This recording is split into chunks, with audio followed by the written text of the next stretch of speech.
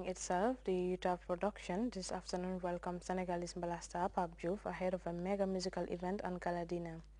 The event is expected to draw support for some child-friendly initiatives among hosts of other developments in the country. Shortly after the Senegalese music star's arrival in Banjul, Fatou Touré of the Utah production spoke to GRTS about the forthcoming showpiece event.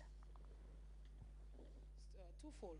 Pap is somebody who is very much into social events, and we know he's somebody who helps in his community, the Bali and other areas. So we said, why don't we invite Pap Juf and do this program with him? It will just manifest who you are doing the program. It's just not about raising funds, but it's about the action you're taking to raise those funds. That's why we said, one, we will support His Excellency's Girls Education Project, which is PEJEP, to complement his efforts, because he's always giving out. Why don't we give out as young Gambians? That is one dream. And secondly, there is no Gambian musicians who have not benefited from his benevolent. And he is one person who lead by example. Then we said, okay, as keen followers of his initiative, we want to definitely give back to him, give back to his initiative and support his projects. That's why PAV is here. It's a 3-day program. We are having a Senegame Beach Hotel. Well, I think Fatou has said it all. Yeah, she has said it all. And we're so happy that we have him around. And the most important thing is the proceeds. And part of the proceeds is going to the girl child education, that's PEJEP. So we're so happy to have him around.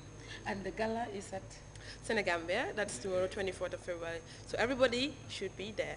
and The dance, that's at Duplex, that's the 25th at Duplex, and then 24th for the kids, that's the 27th, 6th for the kids, that's the Putty Bar at Dream Park. And at the night, at Joko Brikama. So everybody, we're waiting.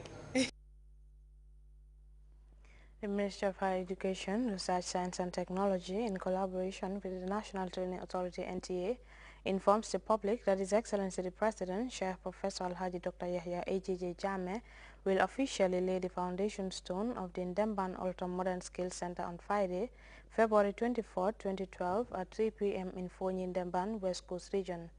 A media release from the said ministry invites cabinet ministers, National Assembly members, members of the Diplomatic and Consular Corps, service chiefs, senior government officials, Sefolu Al-Karolu, APRC party militants, and well-wishers to the occasion. The National Environment Agency recently invited stakeholders in the plastic production sector to a meeting at its head office. The forum is convened to lay down strategies to curb the proliferation of plastic waste in the country. Plastic waste has become a major concern because of its adverse health and environmental implications. Daibuso has details in this report.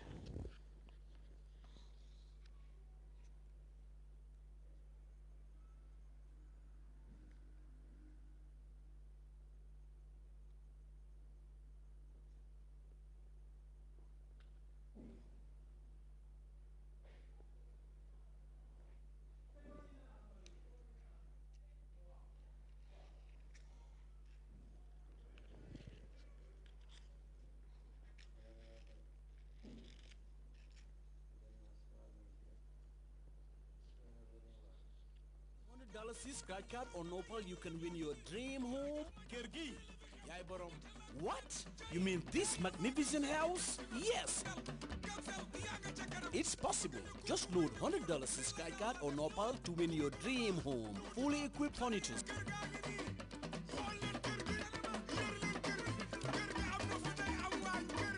Not only that, but every 2 weeks you can win beautiful sofas, bedroom sets. Make your dream come true. Load $100 scratch card or Nopal, cause the more you load, the better your chances are. Kirgi, Yaibarom. It's only possible with your national GSM provider, Giamcell, Yaibarom.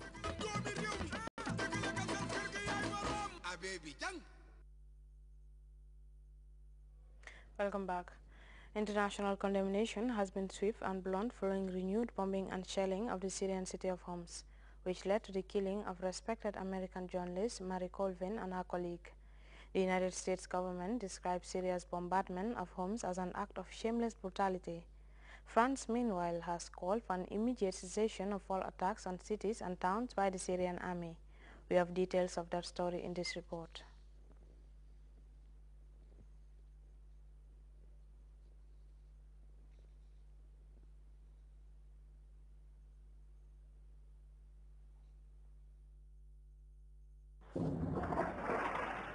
Syria is accused of shameless brutality by the United States as government forces continue to pound the city of Homs.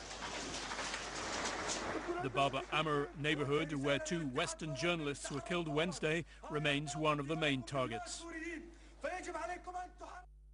American Marie Colvin and French photographer Rémi Ochlik died when shells hit the building in which they were sheltering. Images of carnage are emerging from the scene. Paris warns the Syrian regime will be held accountable. France holds the Syrian authorities responsible for the lives of its citizens. I formally ask the Syrian government to stop the attacks immediately and to respect humanitarian standards of behavior. Damascus denies it was responsible for the death of the journalists. It said they were in the country illegally. Over 7,600 people have been killed since the Syrian uprising began early last year. A United Nations Human Rights Commission says it's collected a detailed report on those responsible for human rights abuses. Leadership does not involve the murder of your own people or anyone else. It involves working with your people and finding solutions. And we've been very clear, therefore, the President Assad should stand aside. On Thursday, regional powers and Arab League representatives met in Tunis to consider actions which could be taken against the Bashar al-Assad regime. The US and the West have ruled out direct military intervention. The anti-Damascus Syrian National Council is calling for a no-fly zone. The corridors should be protected by security forces.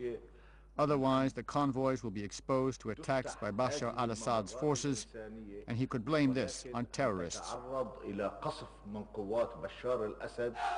The proposals are rejected by Russia and China, who continue to back the Syrians. In neighboring Lebanon, protests against Syria and its allies are gathering momentum. And before we go, a reminder of our headlines. President Jammeh has outlined the centrality of unity, commitment and dedication to duty to ongoing moves to reach national development targets. Government construction contractors and consultants have been arming themselves with the requisite skills to reduce our overdependence on foreign skilled labor. Leading Senegalese opposition figures are calling for the withdrawal of President Abdoulaye Wade's candidature in February 26 poll against the backdrop of diplomatic efforts to diffuse spiraling tension. And France has urged Syria to hold the unrelenting bombardment of towns and cities, but the regime in Damascus appears bent on crushing opponent it calls terrorists. You can also follow those stories on other GRTS programs live on our website at www.grts.gm. There you can also monitor GRTS Radio Live. That does it for this edition of the news. Thanks for watching. Enjoy the rest of our programs.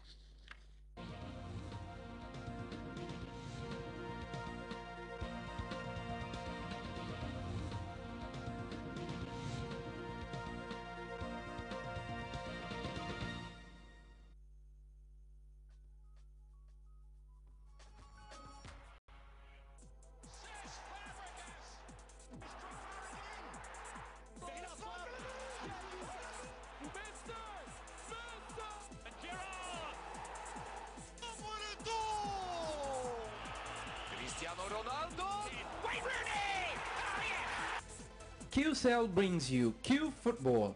With Q Football, you can get up-to-the-minute updates whenever your favorite team is playing in their league or in cup competitions.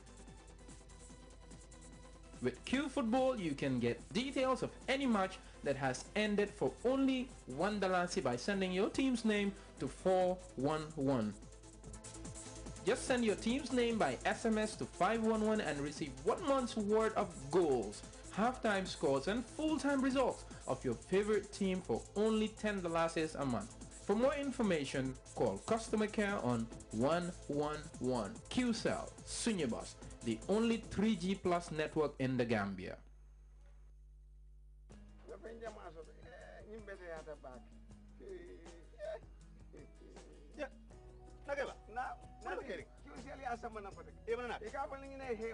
Social telephone obekul nemo telephone ondo text ko internet wallahi la jina isi nyum famul be sotolo ya se point do dil ni la dawlo ne bagala star 445 has is